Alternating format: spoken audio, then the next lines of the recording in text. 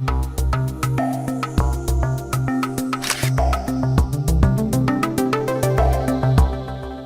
this is Valerie from Valerie's Photo Channel with a new Lightroom tutorial on Vibrance and Saturation, what's the difference and how to use them. The Vibrance and Saturation sliders are probably two of the most used color adjustments in Lightroom. How you use them and what the difference is important to understand so you know how making changes will affect the colors in your photos. First, if you're using Lightroom Classic, you'll find these sliders at the bottom of the Basics panel here. Here is Presence, and here you'll find Vibrance and Saturation. If you're using Lightroom, they're in the Color panel. So both Vibrance and Saturation enhance colors and their intensity, but in different and important ways. Vibrance is a saturation tool, but it's more subtle than using the saturation slider. Vibrance brings more life to subdued or muted colors without oversaturating or overcoloring every part of your image.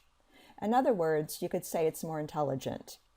It looks at areas that already have a lot of color and areas that are more muted, and it will make bigger adjustments to the muted areas while protecting the areas that are already vivid so that they don't get oversaturated. It creates a nice balance, and it's especially useful for skin tones.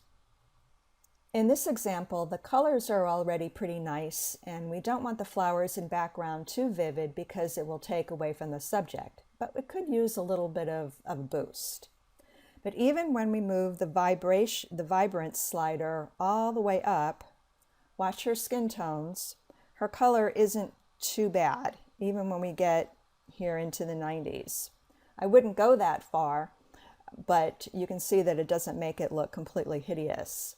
So I want to be a little more subtle, and I'm going to move it to around, maybe around 50, 52. And I think that looks just fine. So let's look at the before. I made a snapshot of the base before we added the Vibrance. So let's go take a look at the base, and you can see, and keep an eye on her skin tones and also on the colors, especially the purple of the lavender. And then let's go back to the Vibrance. And you see her skin tone still looks very natural, while the background colors of the flowers look more vibrant and richer. So I'm going to zero this out now, and let's take a look what happens if we use a saturation slider. Now, adjusting the saturation slider will increase or decrease the intensity of every color in your photo, depending on if you slide it left or right. So as you slide it left, the colors become more muted until they are completely gray when you get to -100. Then in the other direction, if you go too far, you can see it's at 57 right now, and look how it looks too intense in her skin already. And then if you go all the way up, it looks really bad. So you can see that definitely the Vibrance slider is the best tool. We'll take a look at that again with the Vibrance, and you can see that the Vibrance does a better job on this portrait. So let's look at the next image. This is a pretty boring, uniformly drab image.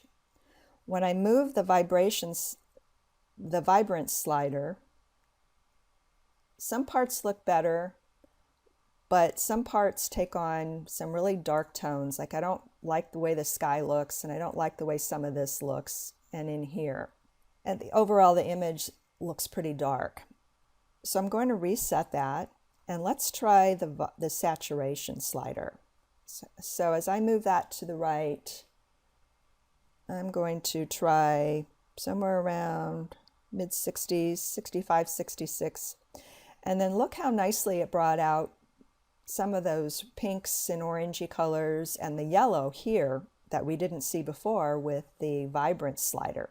So let's just do a comparison. We'll look at the base shot without the color adjustments, and then let's look at Vibrance, and then pay attention to that horizon, and now look what happens when we move the saturation slider.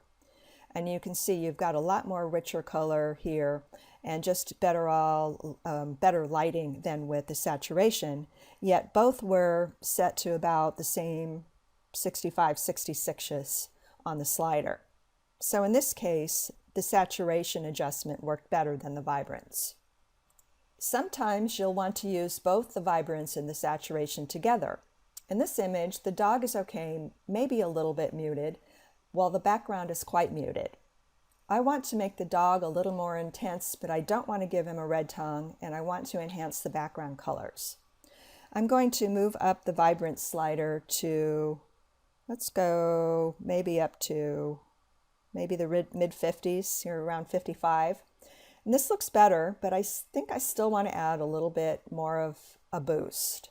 So I'm going to try adding a little bit of saturation, not too much, maybe around 16. And you can see that his tongue still looks pink, not red, and we've got a little bit better color in the collar and overall without him being too dark, and the background looks a little better. So let's look back at the base image and then here with a little vibrance and saturation, and you can see using the two together made a nice improvement. In this last image, I want to make the sky and the water more vivid, but see what happens when I move up the vibrance. I'm going to move it and pay attention. It's around 56 right now, and pay attention to these colors in here.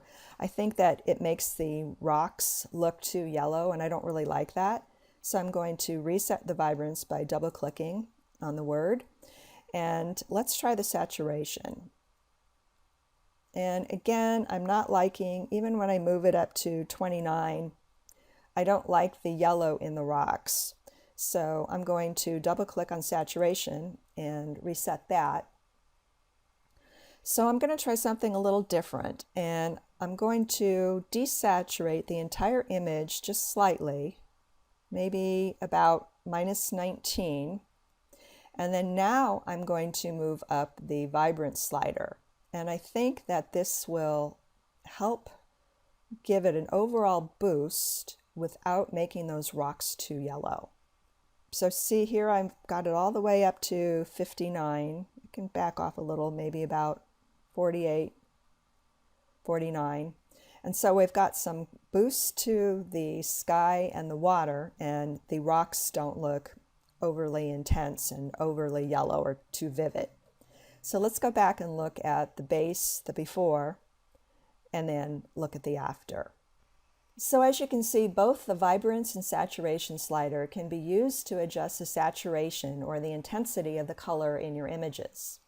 Often, vibrance will be your answer, and it's a good place to start, but sometimes you'll find the saturation slider works better, and sometimes a little bit of both.